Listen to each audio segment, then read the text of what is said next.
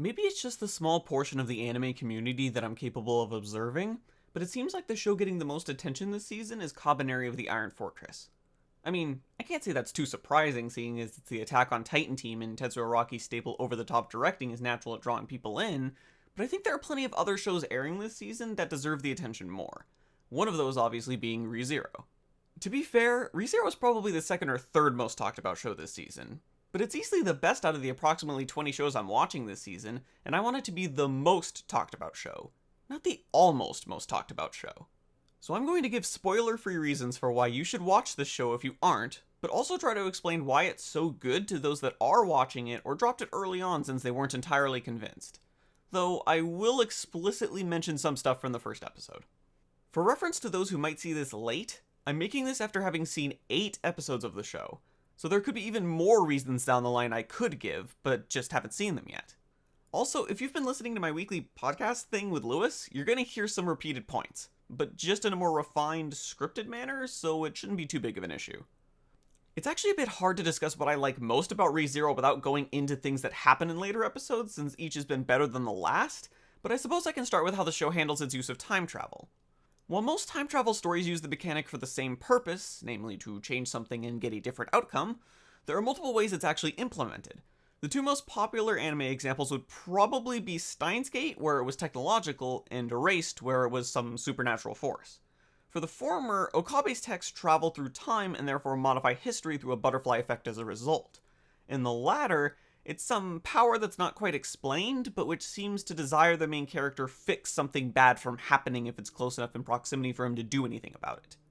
Re:Zero's approach, on the other hand, is different than those, but could also be seen as a combination of the two, though it's personally my favorite. It's a magical power that causes Subaru to reset to a sort of checkpoint whenever he dies. At this point, I assume that people who dropped the show early on are wondering, okay, so he's stuck in a loop until he doesn't die or get killed. It's neat, but what's so special at the end of the day? The answer to that is the way it's intertwined with the rest of the story and even the world itself. Shows lately have been turning the fantasy world setting somewhat meaningless. It's being done just for the sake of it or because it's what's popular. Just something to add some spice to the story. Re:Zero actually has a reason for being set in a fantasy world. Well, actually, it has two. The first is that it gives an explanation for Subaru's ability to reset when he dies. It's a magical power in a world where magic actually exists.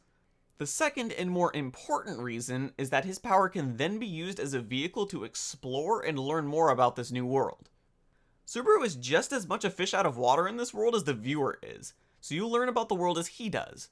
The resetting mechanic allows small changes to be done each time based on what he does, and figuring out why those changes happen allows you to infer even more without the show literally telling you. So when Subaru, say, mentions that he wants to give a specific item to a specific person, and as a result someone starts slaughtering everyone in the room, it tells you a bit about the character's motivations and the state of the world without someone having to literally explain it. Which isn't to say that there aren't things the show explicitly tells you, but they're things Subaru would naturally want to know about at the time, and even reading between the lines and connecting the information you get to previous or future events can result in answers to completely different questions. For example, you eventually learn about how magic works in the world, and various things characters have noticed about Subaru, which lead to hints about how he gained the ability to loop in the first place, and in turn opens up its own massive can of worms to think about. It both serves as a hook to keep watching because you're constantly learning things, which gives a sense of progress, which is satisfying despite it being the same chunks of time repeating, but also gives off the impression that the world is very lived in already. The world really comes across like the author wrote the history of the place for the 50 or so years before the start of the show, then plopped Subaru in the middle of this fantasy story they were writing and just sort of let things play out from there. I know people often push for the show don't tell mindset for shows, but I've always found that approach to be easily overbearing if not handled carefully.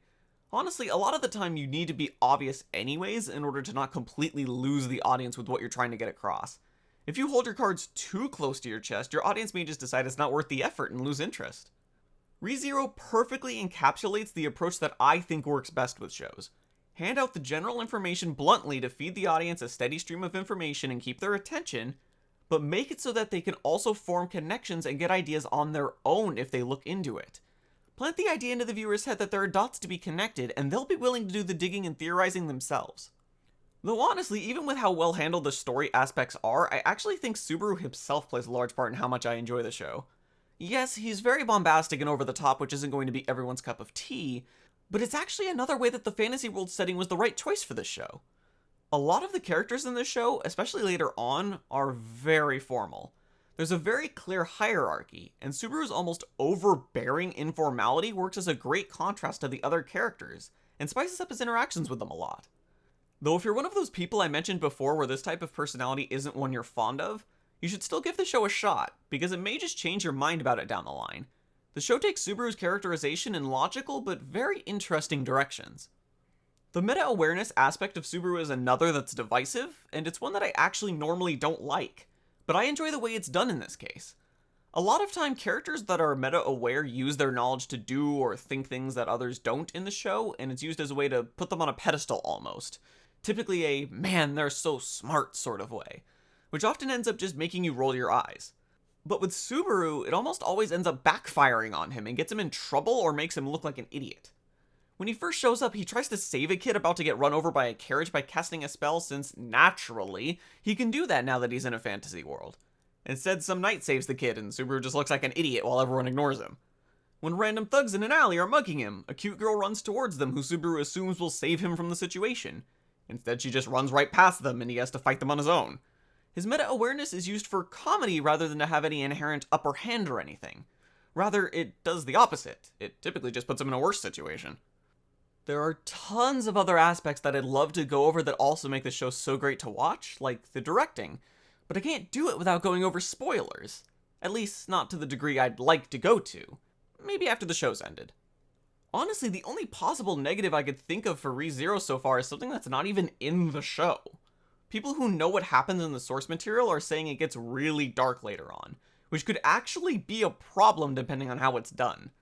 I should say really quickly here before going on to not give spoilers, I'm just going to talk hypothetically here, but it's very possible to be dark to the point of being overbearing.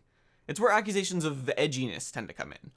It's something that can only be judged as the show goes on, but so far the show has been doing a remarkable job of balancing its light tones with its heavy ones. If it continues in this vein, I doubt there will be any issues. Ultimately, I feel like ReZero is a show that has been made or broken for various people simply by the time in which it's airing.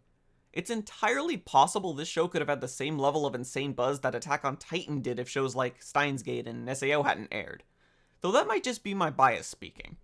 Which isn't to say that any show is better or worse than the other, but simply that people love to compare shows to each other.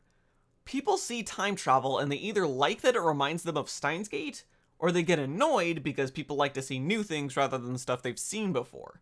Which is understandable enough, but unfortunately it often ignores how well or not well those elements are used in each work. Here's a good test. Raise your hand if you've ever seen a synopsis for a show that was about someone being sent to a fantasy world and instantly decided to not watch it because you thought of SAO. I'm willing to bet a fair amount of people. Hell, I'm not entirely innocent myself.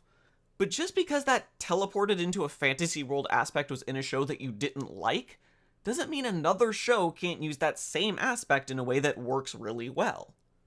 The point that I'm trying to get to is that while I certainly can't claim that ReZero is the most original thing you'll watch, so far it's a perfect example of knowing how to use all of its elements in ways that work really, really well.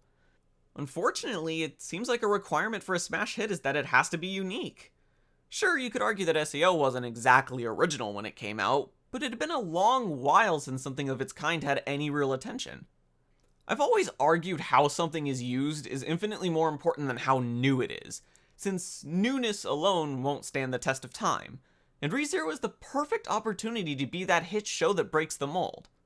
Or at the very least, let its popularity and viewership overtake Kabaneri. I'm fine with baby steps.